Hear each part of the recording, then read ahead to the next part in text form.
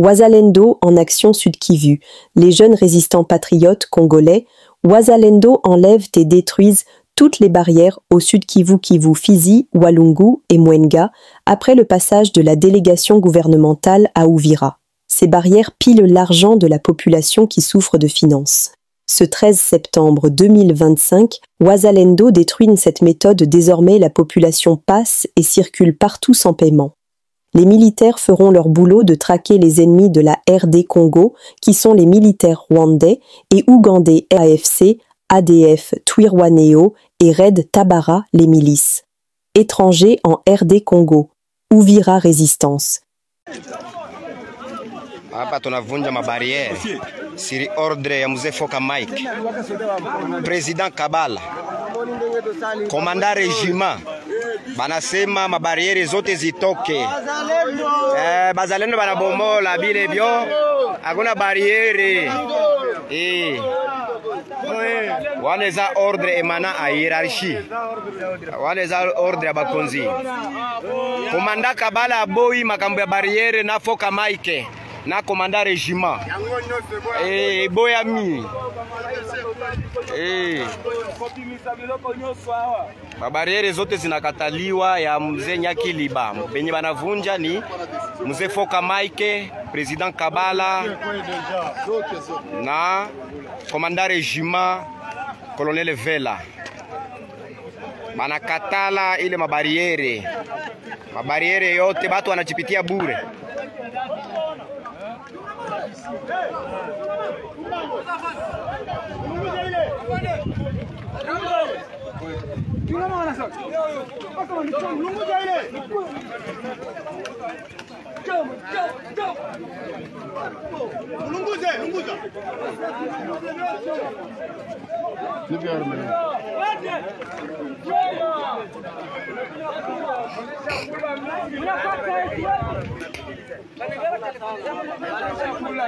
President Kabala, Ministre Foka Mike na Komanda Regiment banavunja mabariere zote zenye kula uchumi wa pesa ya watu.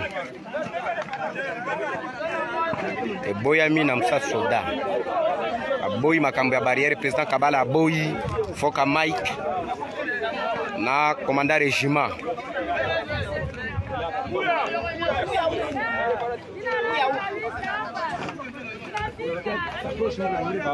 Sakoshi tuyaiona tu atafute na wewe.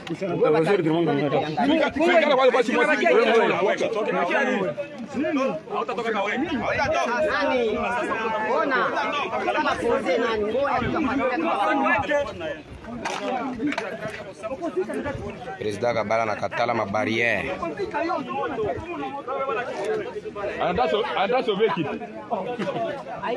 Mzee Foka Mike, President Kabala na Komanda Regiment banakatala mabariere. Ndio tukia bomola biote hapa. Mabariere nakataliwa. Banakataza na sheria. Songa sima. Tene ko sa deni. Kukatala bariere. Tika ye.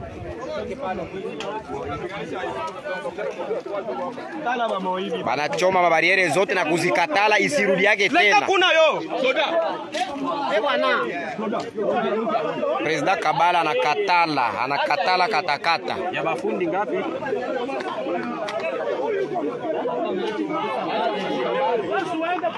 Acha kuvuta bando. Deja kuna ibresi na pinda.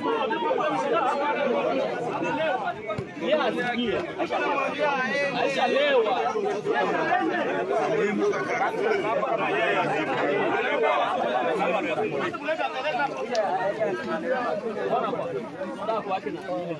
Unamwacha aisha ona kwa kama wanatosha wanavunja nani maiba ya samaki na chomanaka.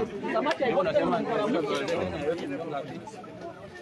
Unaona yeye alikwambia sasa alikia kuvizidia hapa. Yeye anashindaka njoo hapa. Yeye ndio anafikaka tu anasema na anasema.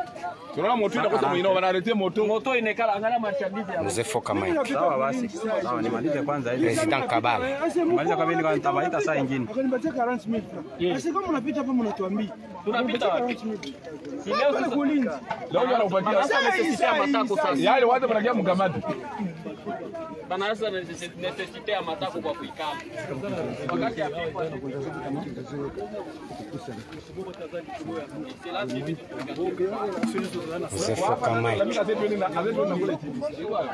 Zefoka Mike. Ile eneo yote la General Fimbo ya Musa. Population iko nalalamika sana. Mimi nasema hivi. Sema tunafanya kama tulikia kuchunga territoire Mwenga, hatukia kutirakase population. Tulikuya njoo kuavantage population wa kuleta sécurité Mwenga. Na njoo mimi najua ile lakini hatukia kutirakase. Barrières ziko kuanzia. Ce jeune fiston Nakili faisait partie des personnes manifestant contre l'arrivée du général Gassita à Uvira. J'étais en première ligne. Toute la population civile criait « Gassita retourne, quitte Uvira ». Les forces de l'ordre des FARDC nous ont dit « Si vous bougez, nous tirons ». Nous avons répondu « Nous ne craignons rien. Nous voulons simplement que Gassita fasse ses bagages et quitte Uvira ». Ils ont tiré directement sur des manifestants. 2 sont tombés sur le coup. Nous avons avancé. Ils ont tiré encore. 2 autres sont tombés. Moi, j'ai continué à chanter, à refuser que ce général soit parmi nous. Ils ont tiré sur moi aussi, mais rien ne m'a arrêté. Parole de fiston Akili, manifestant à Uvira. Regardez comment ça s'est passé à Uvira. Héros vivants, patriotisme, aimons notre pays. Kwa kumstari ya mbele tuhadisie ilikuwaje? Mimi nilikuwa kumstari ya mbele. Parimia watu walikuwa mbele kwenda chama maandamano, mimi nilikuwa mbele. Kufika mbele kulikuwa muame alikuwa na drapo mbele yangu na mimi nilikuwa nyuma. Kufika mbele soda wa FARDC kwa tuambia mkisogea mbele mimi naua. Sasa tukasema hivi, mzee mtu anakufali moya kama utaua uua. Sasa tuko na besoin Gassita toka aende. Pale vile ule soda kapiga wasasi 2 yulu. Wale wenzetu wakalala chini walikuwa nyuma yangu na wengine wakalala. Tukabakia wawili wima. Kwa kia mwingine akapiga naye, wapika yeye na akapiga. Pasoda wa FARDC wengine wakakia nyuma yetu. Ule bwana akasema mimi niko na nia kuua. Akapiga hivi. Popo ukapigwa mwapeti. Risasi ya umu mbavu kama alikufa si yu anaangukia mkanevu. Ile kupiga bahati mzuri sie ile kupiga mimi nikaanguka pembeni ule wa nyuma soko kulikuwa kwa FARDC wawili. Umaka kufa kaanguka na kuanguka chini na kupiga tena. Mwingine akavunjika miguu. Mimi nikajiburuta chini nikatoka mwele fuo bakanibana bakaza mbasi banyua bakanitia risasi hapo kukifuo. Kwa kia komanda kama ni majoro akasema acha. Ile kuacha ndio nikasimama nikatoka la sai niko pembeni. Na wewe unaishi kwamba lisasa ikupata kwa jua nini? Je, kuna vitu ambavyo ulikuwa usha kunywa kama disi wanasema uji ama nini? Ndio. Kitu kinatamiza kwa wenzangu wa jeni. Mnaenda kwa maandamano na wazee wetu. Mnatuma watoto kwa maandamano wapatie kwanza kidogo baende wanajamilia.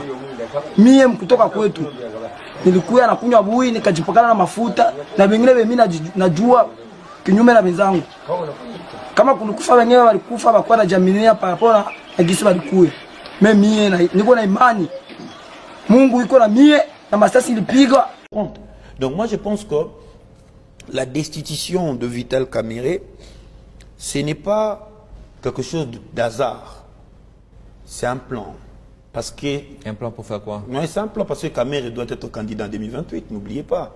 Il a laissé en 2023, mais l'air ticket cash depuis Kenya, c'était après moi, c'est toi. Et nous sommes en train d'aller vers la fin. Et le régime de l'IDPS ne veut pas laisser le pouvoir maintenant. Et Kamerhe devient gênant. Voilà pourquoi on n'a pas voulu qu'il soit président de l'Assemblée nationale. On n'a jamais voulu. Kamerhe est passé là-bas par force. Parce qu'il avait créé son PCR. Et puis des deux... ils ont mis pour la première fois le primaire et Kamerhe a remporté. Ils ne pensaient pas, les députés de l'IDPS et tous, ils ont voté pour Mosso. Mais Kamerhe est là par lui-même. Maintenant, il est temps de le faire sauter parce que Kamerhe va bloquer les changements de la Constitution, parce que Kamerhe va bloquer plusieurs résolutions qui feront en sorte que le président Félix reste au pouvoir, parce que Kamerhe va exiger le respect de l'accord de Cash, alors il faut le pousser à la porte. Mais est-ce que le temps est bien choisi pour faire tout ça? Nous sommes quand même en pleine guerre. Est-ce qu'avec tout ce qu'on vient de dire en première partie de cette émission, ceux qui ont initié cette pétition ont choisi le bon moment? Bon, les bons moments, ce n'est pas les bons moments pour la population, ce n'est pas les bons moments pour le pays, ce n'est pas les bons moments pour le bien-être de notre nation, mais c'est les bons moments pour l'IDPS. Parce que aujourd'hui, le pays est maîtrisé. il y a tout partout. Alors, pour le moment, pour eux, c'est bien de faire sauter Kamere maintenant. Ensuite, de l'empêcher de se faire d'abord de l'argent, de l'empêcher d'avoir plus d'alliés, parce que aussi longtemps que les années sont en train d'avancer, le régime de l'IDPS tend vers sa fin, et l'espoir que Kamere devienne président est en train de se nourrir. Les autres peuvent s'allier à lui. Alors, il faut vraiment le mettre d'abord dehors, hors circuit, pour ne pas voir ce qui se passe. Et nous, maintenant, on s'organise. Je pense que l'IDPS est en train de jouer à ces jeux, être pyromane à même moment, et ça perd pompier à la fin.